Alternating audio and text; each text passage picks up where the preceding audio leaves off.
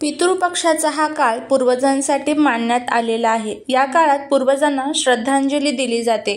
श्राद्ध किंवा तर्पण म्हणून ओळखल्या जाणाऱ्या या काळाला मृत्यू संस्कारामुळे पितृपक्ष अशुभ मानण्यात आला आहे.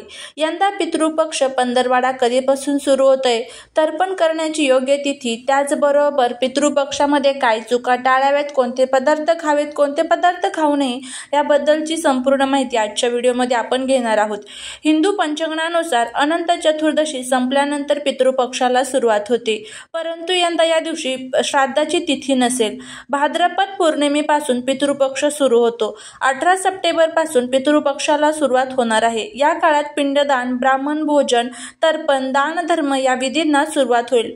पितृपक्षाचा पंधरवडा हा 18 सप्टेंबर पासून ते 2 ऑक्टोबर पर्यंत असणार आहे. पितृपक्षात सर्व देवी देवतांची पूजा केली जाते, तसेच पितरांची पूजाही केली जाते.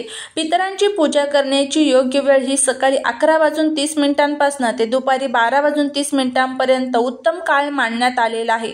हिंदू पंचांगात अभिजित मुहूर्त पाहून श्राद्ध केले जाते. या काळात मनोभावे पितरांचे तर्पण करायला हवे, तसेच ब्राह्मणाला अन्नदान करून दक्षिणा द्यायची असते. तर श्राद्धाची तिथी ही 17 सप्टेंबर पासून म्हणजे पौर्णिमे श्राद्ध आहे त्या दिवशी तेव्हापासून चालू होणार आहे आणि 18 सप्टेंबरला म्हणजेच बुधवारी प्रतिपदा श्राद्ध आहे.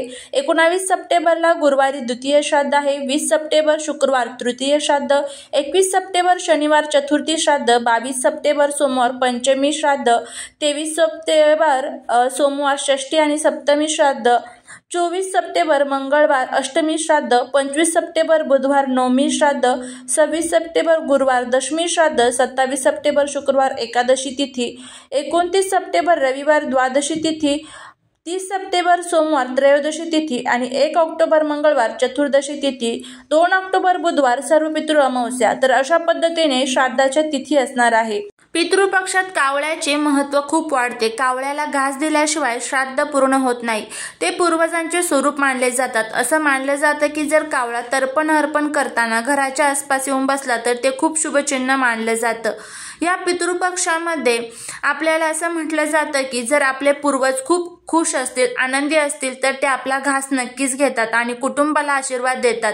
पूर्वजांच्या आशीर्वादाने कुटुंब समृद्ध होते आणि अशा स्थितीत आपल्याला एकच प्रश्न पडतो की जर आपल्याला कावळ्याने आपला घास घेतला नाही तर काय करावे. तर कोणत्याही मुक्या जनावराला, मग कुत्रा किंवा गाय असेल तर त्यांना तुम्ही तो घास खाऊ घालू शकता, काहीही अडचण नाही.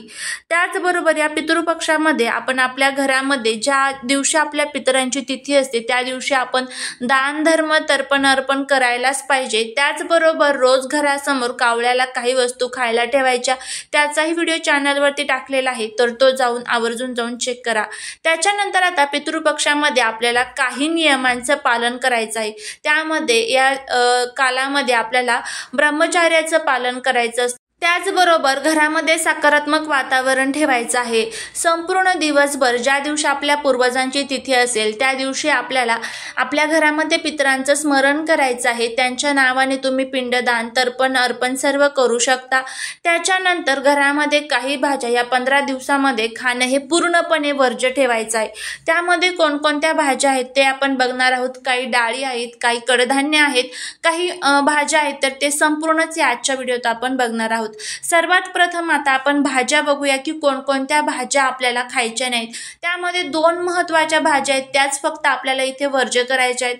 त्यामध्ये भोपळ्याची भाजी, मग भोपळा हा दुधी असू द्या, लाल असू द्या, कोणताच भोपळ्याचा प्रकार हा या काळामध्ये खाल्ला जात नाही, आणि कोबीची भाजी. तर ह्या 2 भाज्या चुकूनही आपल्याला आपल्या घरामध्ये खायच्या नसतात.